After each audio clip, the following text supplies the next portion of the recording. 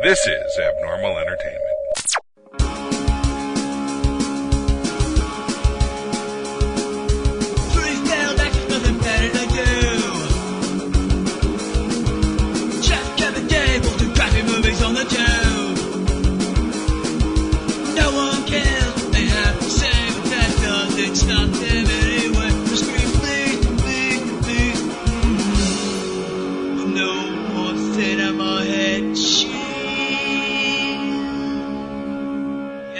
Welcome, everybody, to the Cinema Head Cheese Podshort for Gilbert. This is Kevin Moyers, and I've been a stand-up comedy fan my entire life, since I was a kid. And one of the guys I watched my entire life has been Gilbert Gottfried. And I know I've talked about his podcast, Gilbert Gottfried's Amazing Colossal Podcast, on this show, on Masterpiece Theater, quite a few times. It's really, to me, an important show because he and his partner, Frank Santapadre, they talk to, like, yesteryear's film and TV stars, people that are in their 80s and 90s who have been forgotten by a lot of people or are unknown by, like, even, my generation and younger. So, or maybe, back when there were still, 3 networks, I would get a glimpse of some of these people. And, they pop up on game shows and specials and shit. And, like, here's the USO tour with Bob Hope. And then you see some of these people. They weren't, like, currently acting, really, but they'd show up because they were stars, or they'd be on the Muppet Show. And, so Gilbert, and not only in doing this is he continuing their careers, he's continuing his own and letting more generations discover him as well. So a crew followed him around for about a year and filmed a documentary. And I have to say, I've watched a lot of comedian documentaries. Very notably Mr. Warmth, which is about Don Rickles. I Ain't Afraid of You, which was about Bernie Mac. A Piece of Work, which is about Joan Rivers. These are some of the better ones that were done. And I have to say, Gilbert is right up there with these. It's interesting to look at his life. We know this, screaming guy who has this, voice. He's known for the voice. And he's Iago in Aladdin. He was the Affleck duck until he got fired, which both things are addressed in this. Just kind of the personal devastation of the Affleck firing was interesting to me. We talk about him doing his podcast and turning into a very popular podcaster who is documenting film history, really, and TV history with what he's doing. It's fantastic. And you do see his personal life. And one thing you never really think you're going to see with Gilbert Gottfried is a family life. And watching him when I was a kid, you don't see sexuality with Gilbert Gottfried. You know what I mean? It's not the first thing that comes to mind. Whether he's a problem child or, he's a fucking parrot or whatever he is, it just doesn't come to the top of mind.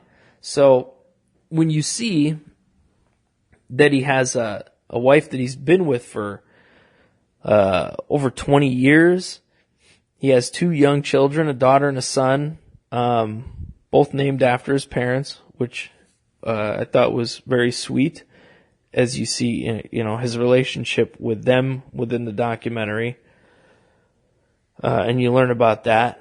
I mean, he landed this beautiful woman, which is another thing. Like, you don't think Gilbert's getting hot girls? What? Had this crazy meeting they met. She was working for in entertainment, more behind the scenes, and I think they met at a Grammy party. It was, and he asks for her phone number. They're at the buffet, and takes her out for coffee and dinner, and walks her home telling her turtle jokes, and that did it. That began it. And it's interesting to even see the relationship, because she's very, very clearly crazy about him. And, he shuffles around like this weird old man, which is strange because he's only in his early 60s. And, she says, I love you and all this stuff. And he tells her, fuck off. But she cracks up at that. She cracks up when he does it. He's definitely not comfortable with intimacy. And it's visible, and I mean, he does talk about it a little bit. They do catch some moments on camera where they're kind of, snuggled up together, like they're sitting on a park bench watching their kids play in the playground. And, they're just, leaning into each other. And he has this nice, like, very content sort of smile on his face. Like he's weird about hugging and kissing her goodbye and stuff. And I think it's because the camera's there, which I get, like publicly affectionate. I mean, they're right in the room and he's just like, but you see old, like, she's pulling out old, Valentine's Day cards and shit where he's writing like, go fuck yourself and stuff like that. And she's cracking up reading these things, 20 years later. That kind of thing. So it's strange to see, but it goes into his history a little bit when he was a kid and wanted to go do stand-up, and his sisters would take him. And he's very close to his sisters. He has one that is dealing with cancer. And he'd go every single day to go sit with her while she's going through chemo. And he's like, it's weird. It's weird that we're doing this right now, and they go through all this stuff. And his sister's a well-known photographer and has put out many books of photographs. Really nice stuff, too, that they show. And had a lot of video footage of their mom and family dinners and things like that. It's just to look at a person, really. And it does go into his comedy career, of course, and his film career, and like I said, everything that happened with Affleck, and how he really sort of reminded people, only, 2 weeks after 9/11, that it is okay to laugh, it is okay to have a good time. He brought the aristocrats to light in that moment. They were doing the Hugh Hefner roast on Comedy Central 2 weeks after 9/11. It was scheduled. In New York, they're doing this thing. I think his first joke was, I have to catch a flight to LA after this. We have to make a stop first at the Empire State Building, like it wasn't a direct flight. We had to stop at the Empire State Building. That's what it was. And people were just like, too soon. And even the comics were like, holy fuck. How is he going to pull out of this? And he goes into the aristocrats, brings that to the public, which, most of us didn't know. And it kind of actually set off that documentary as well, which he's a big part of. But, it shows his transition from a clean comic verbally, and you have to remember in the 70s, 80s, when he was starting, it was about getting on television, getting onto a talk show like Carson and stuff like that to help make your career, and it really would. So being clean at that time made sense because then you could just bring your stuff to television without a big problem. But it's fun. It's an interesting documentary, about an interesting and odd guy. And truthfully, like, everybody that's in this, they talk to a bunch of different comedians. Everybody that's in this loves the guy.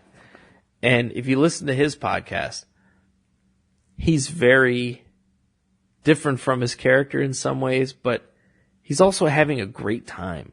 He laughs a lot. My favorite episodes of the podcast are when Mario Cantone is on. And they made it, he did it the first time, and then they decided to make it a Christmas tradition to have Mario Cantone on. And the two of them with dueling impressions is amazing. Amazing. Cantone doing Betty Davis and stuff like that. It's just so much fun. And the documentary is just, it's nice to get an insight into this. And it's very sweet. And the way he deals with his kids, he's like a kid himself. And his pack rat mentality, he goes into hotels and he takes every bit of soap.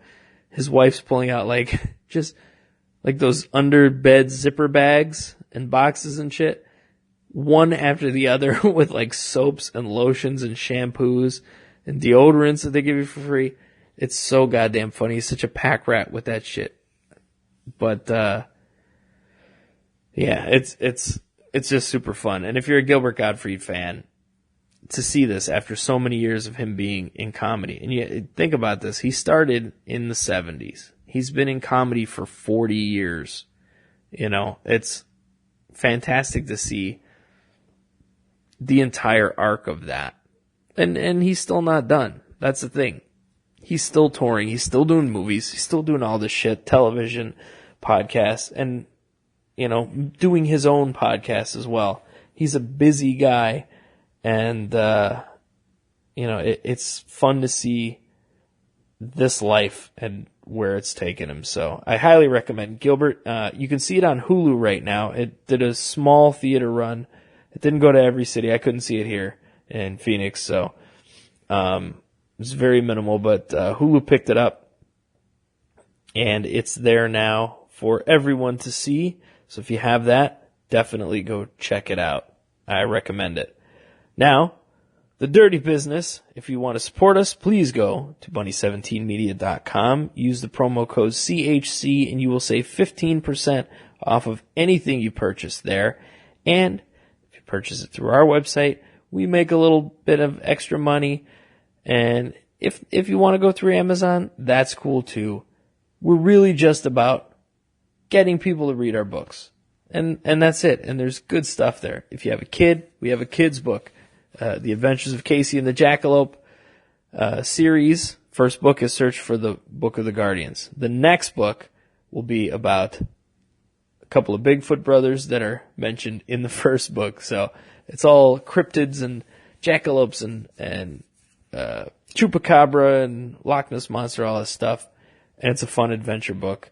And I think your kids will like it, especially if they're as nice as Gilbert's kids. So there you go. I tied it in somehow. I had to. But anyway, thank you guys for listening, and we will see you next time.